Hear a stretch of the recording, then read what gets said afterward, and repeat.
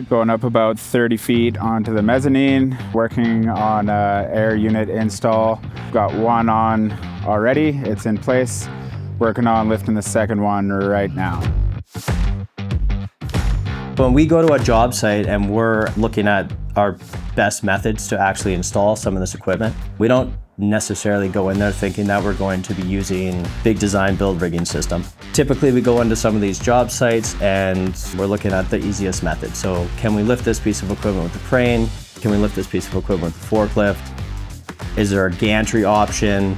Will the client let us open a hole in the roof? We'll take off the easiest options first.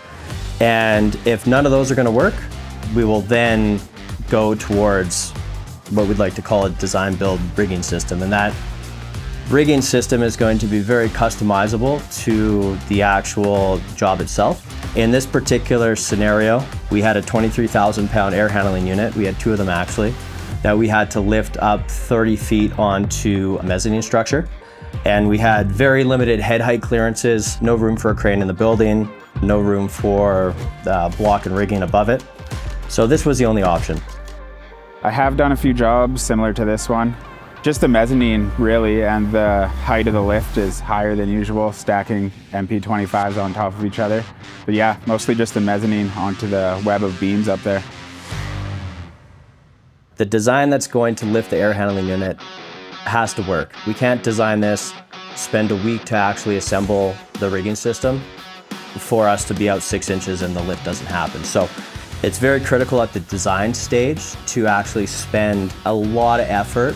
Again, not only designing things, going back to site, remeasuring, confirming with the general contractor or the client on site if things can or can't be moved, and really understand all of your limitations and restrictions for the site. So what I like to do is I'll draw everything on paper first. I'll get some grid paper, I'll draw it all out, I'll get my ruler and a pencil. I usually go through a couple different design renditions. And then once I have all of that information, I will then send all of that to our engineer. And our engineer will then take our design, ensure that we've adequately sized our beams, and basically all of the rigging components for our rigging system, including our chain falls, including our slings, our shackles, and not only from a structural standpoint, but also from a stability standpoint. We need to make sure that not only can this structurally take the loads imposed from the air handling unit that we're trying to lift, it's not going to sway or move around to a point where we have a stability issue. Some of the complexities are getting just everything level, really. There's a crazy slope in the roof, so had to make sure 4 of our header beams were perfectly level so that when we slapped up the travel beams, they were perfectly level because they're super hard to level afterwards. And then where the air units are going, they're going on a bunch of beams. So there's a pretty complex jack and roll system up top. This is an actual drawing from when I was doing the initial thoughts on this project. So when you actually look at this drawing, so that's theoretically the rough draft and the finished copy. This is the drawings that our guys will get in the field. And it shows basically the build and what they need to do. Everything's engineered, goes from napkin to engineered drawing to job completed.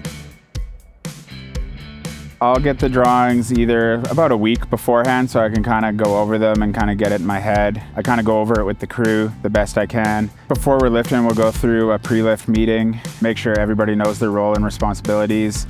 We'll sign off on the SWPs, make sure everybody's familiar with those. Lots of coaching, lots of teaching as we go. Everybody asks questions. Yesterday's lift was awesome. I think the unit was in the air for about 10-15 minutes, so not too bad. We learned a little bit of things, of course, so we'll be even smoother today, hopefully. This lift went off without any problems. Took our team 5 days to assemble, and that's 5 days with a 5-man team with a variety of different equipment, snorkel lifts, different AWPs, scissor lifts, telehandlers. So it is very involved. It takes a tremendous amount of effort from the team. Now, the individual leading the job, he is responsible for obviously overseeing the entirety of the lift and the setup, but one of the most important key factors is right at the beginning with the layout. He needs to lay out this system properly, because if he puts it in the wrong position, after 5 days, you may realize that you're short somewhere. So layout is very critical. Thankfully, we've got some great guys on our team that have been doing this a very long time. I've been doing this for 9 years now, so just an experience thing. I've built hundreds of these systems, little ones, big ones, all sorts of different places. These design and build systems are, I think, the best thing. Just takes a little bit of time and a little bit of knowledge, but it gets the job done. We took 2 days to install both air handling units, and the guys actually had the system torn down and off-site in 2.5 days. So everybody did a very phenomenal job. No incidents, no near misses. It was textbook. We're excited to get on to the next one. We have a couple of really big ones coming up in the future. These are the ones that I quite enjoy because it actually gets us very involved and it really showcases our ability. We have a very happy client, a client that we've done a lot of work for and will continue to hopefully do a lot of work for. So we're looking forward to the next one.